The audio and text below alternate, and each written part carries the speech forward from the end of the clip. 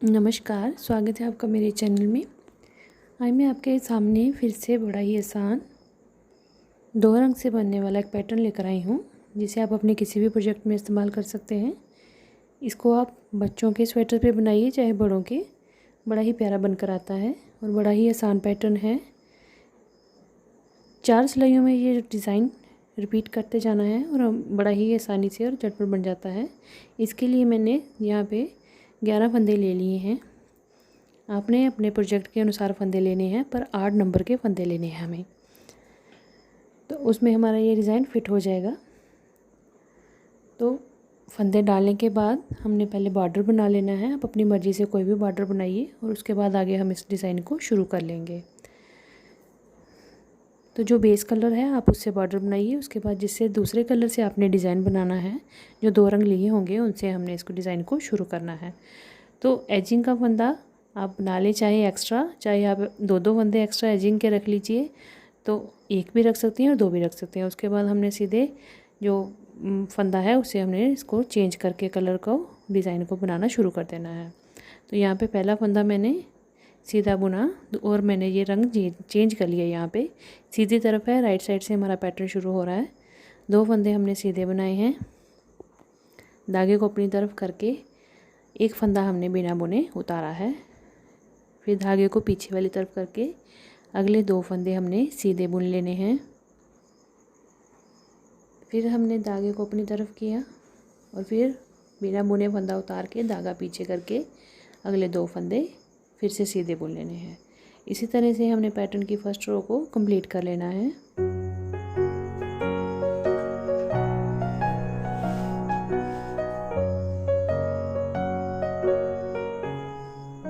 Right side हमारी complete हो गई। अब आ जाएगी हमारी रॉन्ग साइड और हमारे जो पैटर्न है उसकी सेकंड रो।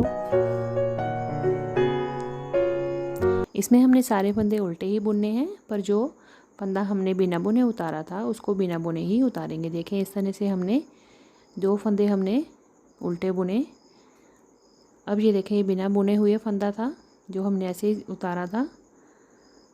तो धागे को हम अब यहाँ पे पीछे करेंगे और फंदे को बिना बुने ही उतार के धागे को अपनी तरफ कर लेंगे। अगले 2 फंदे जो हैं वो हमने फिर से उल्टे बुन लिए। धागे को पीछे करके बिना बुने फंदे को उतार लिया, फिर धागा आगे करके अगले 2 फंदे उल्टे बुन लिए। तो इस तरह से हमने पैटर्न की सेकंड रो को कंप्लीट कर लेना है।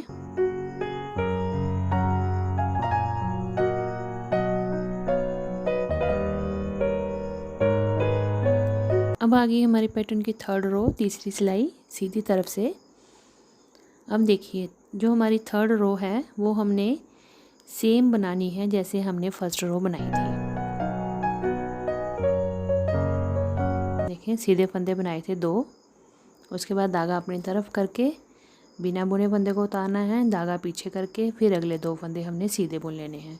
तो जैसे हमने फर्स्ट रो बनाई वैसे ही हमने थर्ड रो को भी बना लेना है। तो देखिए, मैं अभी आपको बना के दिखाती हूँ।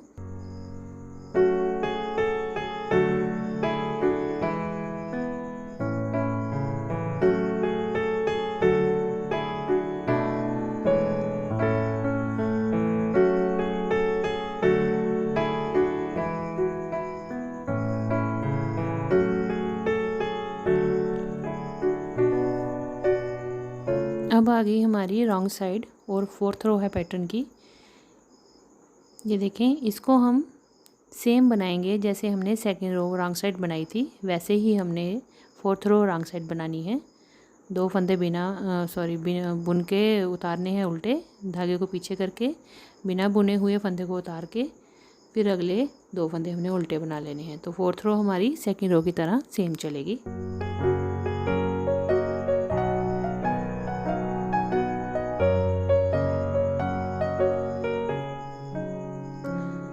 अब आ गई हमारी 5th रो राइट साइड। तो अब देखिए, यहाँ पे हमने क्या करना है, 4 सिलाइयों के बाद हमने 5वीं सिलाई में रंग को चेंज कर लेना है। तो जो आपने दूसरा रंग लिया होगा उससे हमने इसको चेंज कर लेना है। तो यहाँ पे 4 सिलाइयों के बाद हमने जो 2 फंदे पहले स्टार्टिंग के सीधे बनाए थे उनको हमने सीधा ही बुनना है, पर हम इसमें दूसरा रंग जैसे मैंने यहाँ पे पीला लिया है तो मैं उसके साथ इसको स्टार्ट करूँगी 5th रो को। 2 फंदे मैंने सीधे बना लिए। अब देखें, जो हमने फंदा बिना बुने उतारा था उसके आगे से हमने धागे को 3 बार इस तरह से फेरा हुआ है। तो इन तीनों धागों के नीचे से यूं करके सिलाई निकालेंगे। ये देखें ऐसे। यहाँ से हमने धागे के साथ एक लूप निकालनी है। तो इस लूप को हम ऊपर तक खींच के ले आएंगे और उसको दूसरी नीडल पे चढ़ा के इस तरह से। अब जो बिना बुने हुए फंदे को हमने उतारा था उसके साथ इन दोनों फंदों को मिला के एक फंदा इसका बना लेंगे। तो यहाँ पे हमने 2 का 1 कर लिया यूँ करके। अब अगले 2 फंदे हमने सीधे बुन लेने हैं। अब देखें, 1 2 और ये 3 धागे हैं यहाँ पे जो हमने फेर के निकाले थे। यहाँ से हमने एक लूप खींच के ऊपर लानी है और उसको दूसरी तरफ नीडल पे चढ़ा के यूँ करके यहाँ पे इन दोनों फंदों को पकड़ के इनका एक बना देना फंदा यहाँ पे सीधा। बस 5वीं सिलाई में हमने इसी तरह से सारे फंदे बनाने हैं और साथ में कलर भी हमने यहाँ पे चेंज कर लेना है।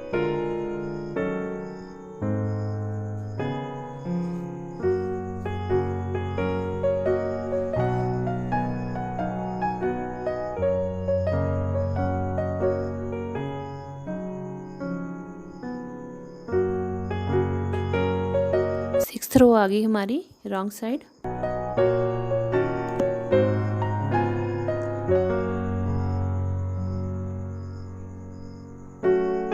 यहाँ हमने सारे फंदे उल्टे बुनते हुए इसको कंप्लीट करना है।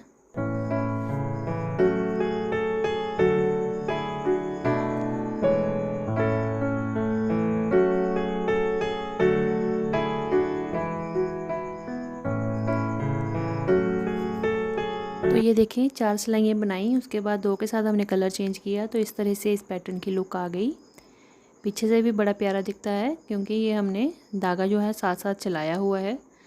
तो इस तरह से हमने ये 4 सिलाइयाँ के बाद 2 पीली सिलाइयाँ बुनी हैं। 6 के बाद हमने फिर से इस पैटर्न को रिपीट करना है। और अब अगर आप चाहें तो 2 बार पैटर्न को रिपीट करके फिर उसके बाद कलर भी चेंज कर सकती हैं। यहाँ जैसे यहाँ पे मैंने 4 सिलाइयाँ मैरून से बनाई हैं, आप फिर कलर चेंज करके 4 सिलाइयाँ पीली बना के फिर उसके साथ आप डिज़ाइन को चेंज कर सकते हैं। तो ये देखिए मैंने यहाँ पे 2 रंग से इस तरह से बनाया है डिज़ाइन। देखिए इस तरह से इसकी लुक आई है, बड़ी ही प्यारी लुक आती है और है भी बड़ा सिंपल। ये देखिए 4 सिलाइयाँ और 4 सिलाइयाँ 2 बार मैंने इसको रिपीट किया। उसके बाद अगली जो है 4 सिलाइयाँ और फिर अगली 4 सिलाइयों का डिज़ाइन जो मैंने है चेंज किया है, उसमें कलर भी चेंज कर दिया तो उससे इसकी लुक बड़ी प्यारी आई। पीछे से देखें बिल्कुल प्यारा लगता है, कोई भी धागा आगे पीछे फैला नहीं हुआ है और इसकी लुक एकदम से प्यारी आई है। इसको आप अपने किसी भी प्रोजेक्ट में इस्तेमाल कर सकते हैं। बच्चों के स्वेटर बनाइए, कैप्स बनाइए, चाहे बड़े स्वेटर या कार्डिगन्स बनाइए, बड़े ही प्यारी ये बनकर आती है।